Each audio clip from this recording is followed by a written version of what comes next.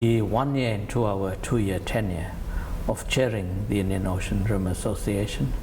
And as I sit here watching the Indian Ocean outside, it is this very ocean that enjoins all of us into a community based on the vision of former President Mandela.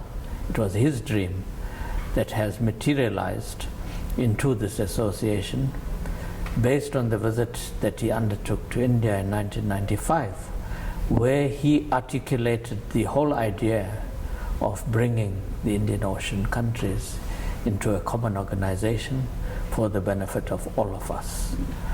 And it is also appropriate that during our chairship, we are going to be honoring the legacy of Madiba during the Council of Ministers meeting on the 18th, during his centenary year, when we will formally launch a legacy project on the IORA internship, Mandela internship program. And this is going to be a major contribution that will live on in the years to come, remembering the legacy of President Mandela, while at the same time fulfilling his dream of nurturing and empowering our young people. Because the internship program is meant to give opportunities to young people from the Indian Ocean countries to come and serve a period of internship at the Secretariat and to get to know about the work of the Indian Ocean Rim Association and to appreciate the value and importance of this common heritage of ours, the Indian Ocean, to not only us as individual countries, collectively as the community, but also as our contribution to the global environment within the ocean space. A very important focus of our tenure as chairing IORA is advancing the African Union's African agenda, specifically with regard to the ocean and the seas. As you know, 2015-2025 was dedicated as the decade of the ocean and seas by the African Union. This fits in perfectly with our chairship and the priorities we've set for ourselves. It also fits in perfectly with the AU's African Integrated Maritime Strategy 2050. And it also complements our own Operation Pakisa ocean economy program that was launched some 5 years ago. So you can see all of these programs are complementary to our chairship and the priorities we have set for ourselves.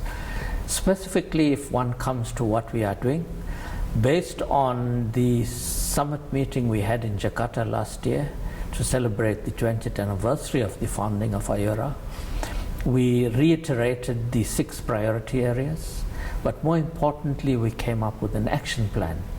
And South Africa has made that the focus of our tenure in implementing the action plan.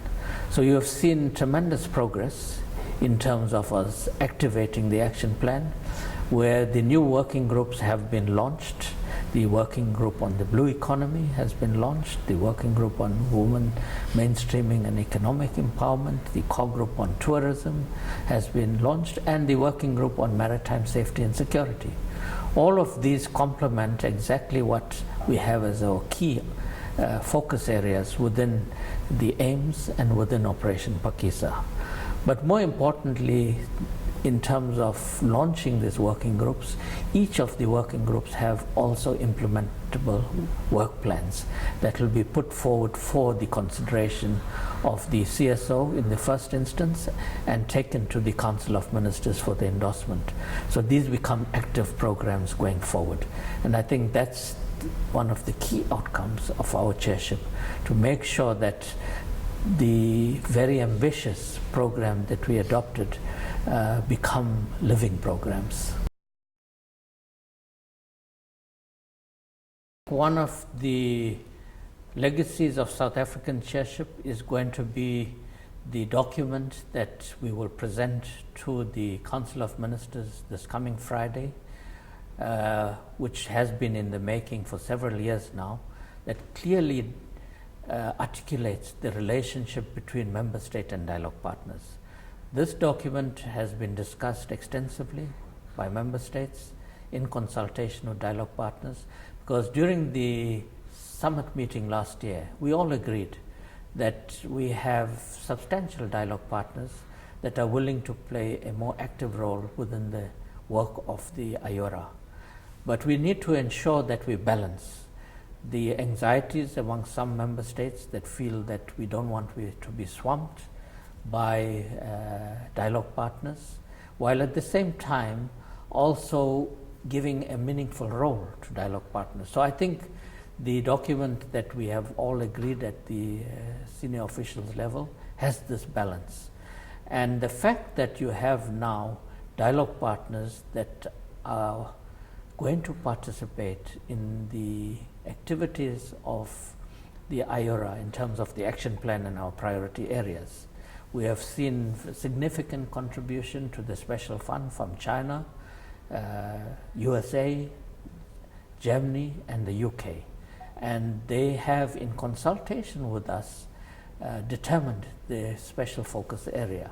For example, Germany is putting funding in terms of assisting us reinforce the secretariat by funding 2 specialists, local staff that is part of the secretariat. USA is very keen in working on programs around women economic empowerment and entrepreneurship, this SMME sector. Likewise, Germany and the UK are looking at specific programs going forward.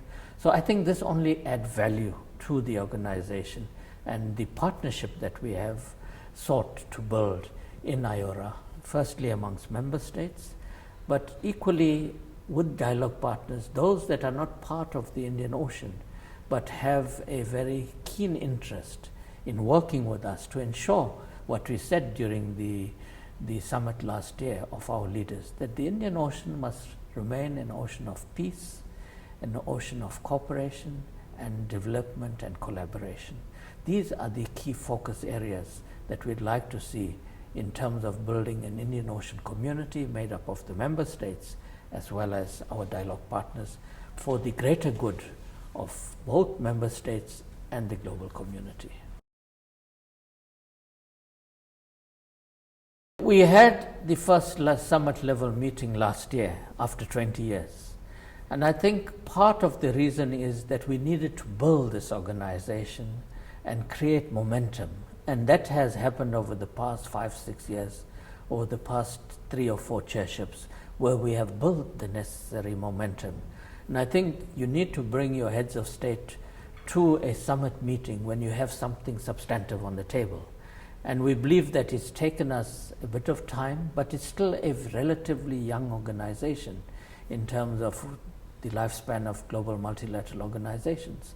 So 2 decades of existence, we have done remarkable work, and we continue to work together in strengthening the organization and to ensure that the focus of the organization works precisely to the very areas that I've spoken of, that it addresses our developmental dimension, it addresses the triple challenges of poverty, underdevelopment, inequality that persist in nearly all of our societies, and it must speak directly to the needs of the member states. And I think that is where our focus is.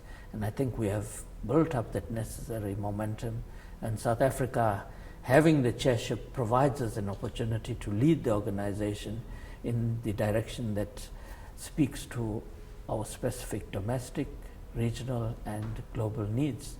And we are very blessed in the sense that we also have a Secretary General heading the organization that is South African, the first woman that is heading the Secretariat since the founding of the organization. And therefore women economic empowerment, mainstreaming, addressing women issues are very much part of the agenda of the RIM Association.